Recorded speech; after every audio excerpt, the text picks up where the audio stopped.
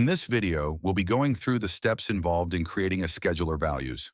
To begin with, let's select the scheduler values module from the switch module option available on the left side of the screen in the project overview tab. This is the screen that appears when we click on the SOV module from the switch module drop-down.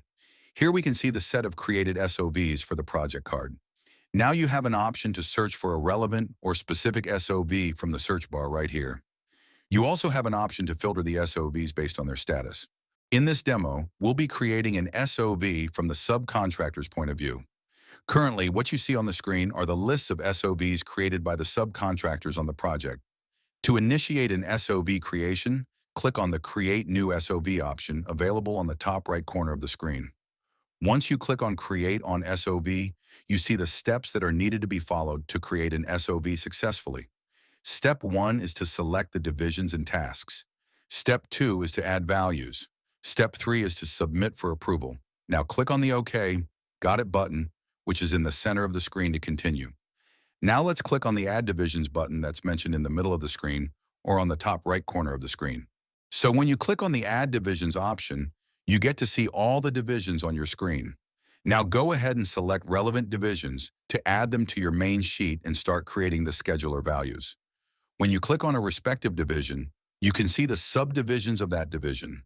Now you can expand a specific subdivision by clicking on the Expand option that's mentioned right on the right side of every subdivision, or you can click on Expand All Options that's available right next to the title of the division right here, and it expands all of the subdivisions for you. Now you can also create a custom task by clicking on the Create task at the bottom of the list. To create a custom task, enter the title of your custom task within the text field. In this case, I'm going to add structural precast as a new task to the precast concrete subdivision. Now let's go ahead and select all the subdivisions and tasks that we wish to add to our scheduler values. So for demo purposes, I'm selecting random tasks, but you can go ahead and select the ones that are relevant to you while going ahead with the process. Now, once we select the specific tasks that we wish to add to our main sheet, you can go ahead and click on Select to proceed to add them to our main sheet. And in case you don't want to add them to your main sheet, you can click on Cancel. Now to proceed further, I'm going to click on Select. As you see, once we click on Select, all the selected tasks and subdivisions get added to the main sheet. Now let's say you wish to add another division to the SOV that you're creating. All you have to do is click on the Add Division icon again, select the specific division that you wish to add, click on the specific subdivision that you're willing to add and select the task, and click on Select. And you will see that specific division and the task being added to our scheduler values here. Once we've added all the relevant tasks and subdivisions to our scheduler values, we will have to proceed with adding the scheduled value for each of these tasks and the start and end date. So for demonstration purposes, I'm just going to go ahead with random numbers right here. And all you have to do is toggle, select the specific date that you're referring to, the start date and the end date. Similarly, for all of the tasks that you have selected, as this is a mandatory field.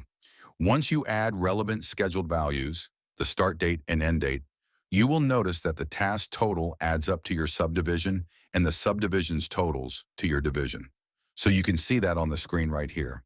Now, once you've added all the information that's required by you onto your screen and you're happy with it, and you want to proceed on creating the scheduler values, all you have to do is click on Submit. Now, let's say you're still missing some information and you want to get back to this after a point of time. All you can do is click on the back button right here, and it throws a notification whether you want to save as draft or you want to discard it. Or you can simply click on the Save as Draft option that's available right here on the top right corner of the screen to save it as draft. So now for demo purposes, let me just go ahead and click on Save as Draft. And you will notice that this specific SOV has been saved as draft. Now let's go ahead and complete working on this SOV. All right, so we've come back again. Let's say we made some changes to the SOV. Okay, and now what you have to do is just click on Submit. That's available on the top right corner of your screen. Once you click on Submit, it's going to give you a pop-up with all the information related to this specific SOV, like the project number, the address, who the contractor is, the start date, the finish date, what's the total duration of the specific SOV, and what the total amount accumulates to. Now we have to select the approver for this schedule of values. Now, as we've logged in as a subcontractor, any schedule of values that is uploaded by this subcontractor will get approved by the general contractor. So I'm going to go ahead and select the general contractor as an approval. Now you have an option to select the payment app for this schedule of values. We have two methods of payment. One would be your regular lien waiver payment method with multiple steps that we have to proceed with, or you can go ahead and proceed with an express pay app that reduces the time consumed and eliminates the conditional lien waiver and unconditional lien waiver signatures and directly proceeds to a payment. We will discuss this in another demo, but for now, I'm just going to go ahead and select a lien waiver for demonstration purposes and click on Submit. And you will notice that the specific SOV has been submitted successfully and the status shows approval pending. Let's see how to approve and reject an SOV in the next video.